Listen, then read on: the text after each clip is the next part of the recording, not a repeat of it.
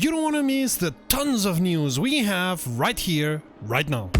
Greetings pedalheads and welcome to romrom.net, the channel sharing the joy of sim racing, and to a regular news roundup where we tell you all that's new in the world of sim racing, racing games and anything else of interest to petrolheads in all things digital. If you have any news for us, send us a mail to news@romrom.net. Thanks for watching, my name is Serta and I will be your host for this video. We have tons of news, big and small, so let's go to it right now. In hindsight, this is no surprise at all. In any way, Dale Earnhardt Jr. will take care of a lot of things within iRacing, like partner and community relations, user experience or development of the stock car offerings.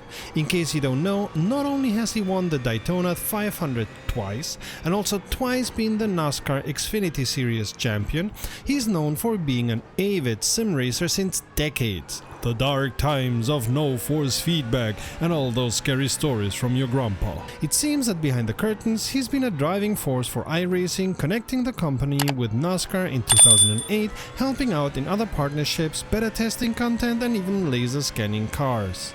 It seems this position is well deserved and that the pieces were fitting together even before they made it official. Congratulations to both Dale and iRacing. The DTM, one of the biggest touring car competitions in the world, is reinventing itself out of necessity, as only BMW was left of all the companies that were supporting the old DTM. The new DTM is going to be quite similar to GT3. Technical regulations are going to be mostly those of any FIA GT3 series, with a couple of differences. There's going to be only one driver per car. The races on weekends are going to be each 55 minutes plus one lap. Most other regulations are similar to what we know from GT3 series, like balance of performance or ballast for the first three place drivers, and including ABS and traction control. The calendar for 2021 was also presented, with Nürburgring and Hockenheim undoubtedly as highlights, as will be Zolder and Nürburgring in sprint, Grand Prix configurations and including the Nordschleife. While registration of teams will be open until February of next year, Mercedes and Audi have confirmed they are working on getting teams ready, as Ferrari and Lamborghini seem to have.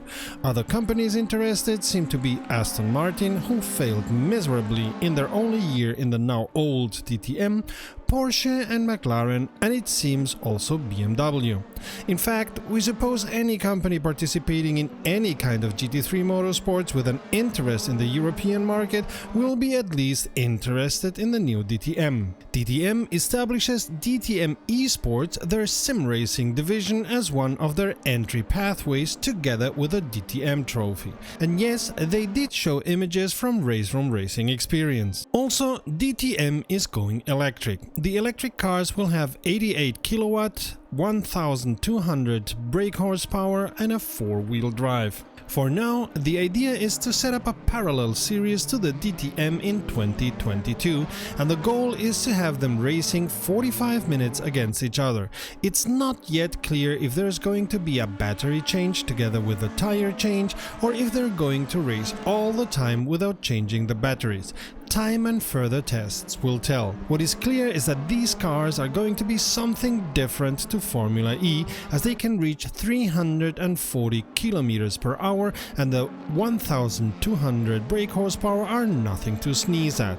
We at RomRom fear that DTM will lose its uniqueness and become just another GT3 series, but time will tell. Gerhard Berger and the rest of the team have always been introducing changes that made the races more interesting and immensely more fun than any other series out there. We'll have to wait and see what the new DTM will bring. At least we're gonna watch the Nürburgring race, as that track is something completely different and very, very special.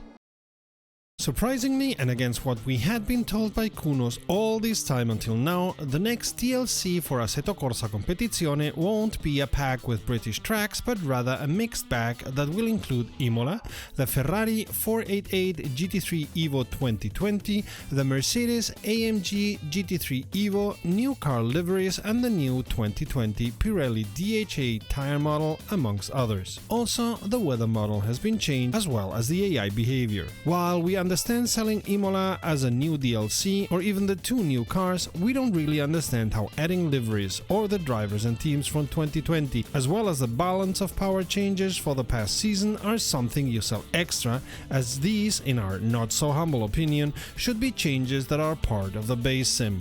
Other than end of November, no further information is available about when the DLC is going to come out, how much it will cost, and if it's going to come out for PC and consoles at the same time. Me thinks I'll pass on this DLC, it's not like it's the only sim with Imola on it. American Truck Simulator is now on version 1.39, and this one brings significant changes. The launchpad has been changed according to the dev team in preparation for new features. Also, a special kind of trailers has been introduced. The lowboy trailers are a special kind of flatbed trailers built specifically for extremely heavy loads. You can now buy them in-game and you will most certainly see other tracks you encounter driving them too.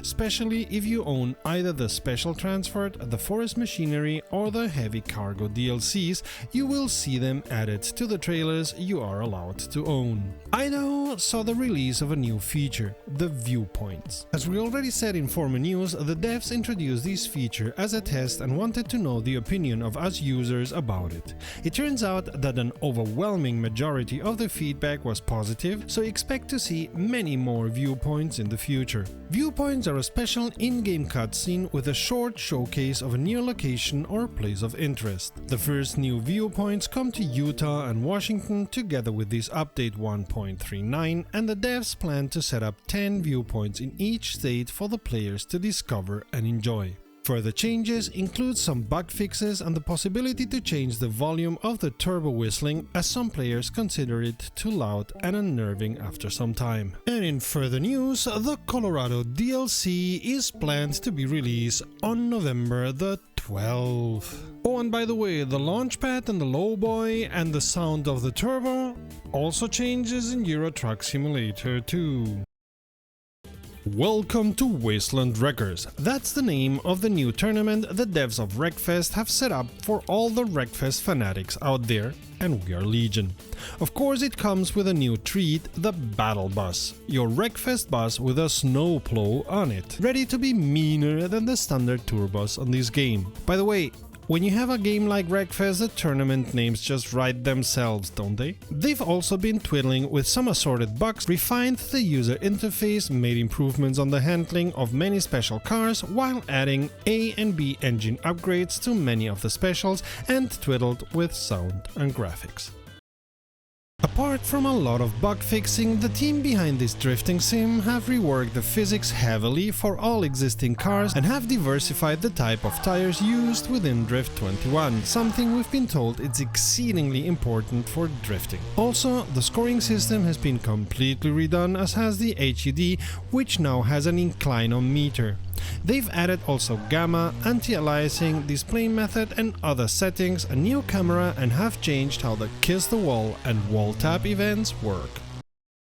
So, the new track that Studio 397 are working on for rFactor 2, the studio has confirmed it's Spa. Color us unimpressed, as it's not like we lack sims with this, granted, excellent track. But it's of course a nice step forward for them to officially release such a beloved track. It's only that we expected something different, not same old, same old. Portland was a nice new track, but if they offer Spa for sale, this is one we will most assuredly pass. Expect Spa coming to rFactor 2 at the end of this month, no price has been announced yet. Different sources have published the news that Codemasters will be sold to Take-Two for a little more than 800 million euro. And we don't think it's because of the first-person shooters. About a quarter of that money will be paid in cash, the rest in exchange for Take-Two shares. To be clear, the sale could still flounder, although we don't expect it to, as an official offer has yet to be made. Codemasters is supporting Take-Two's bid, this therefore not being a hostile takeover. Thing is, did they have to? I don't think F1 2020 sold really well, and we know Project Cars 3 was a bust. Maybe the projected numbers of Dirt 5 made the offer exceedingly interesting. It has come to our knowledge that only 3 days after the release of Dirt 5, some outlets are already selling it for a measurably lower price than the initial one, which seems to show low interest by the general public. We suppose we will rather never know, as only Codemasters and Take-Two have the full picture. If you, on the other hand, want to have the full picture when it comes to sim racing, check the playlist to the left or the video to the right. Until next time, save fuel, collect pickup, and we'll see each other on the podium. Visit romrom.net to connect to fellow sim racers and sim racing fans.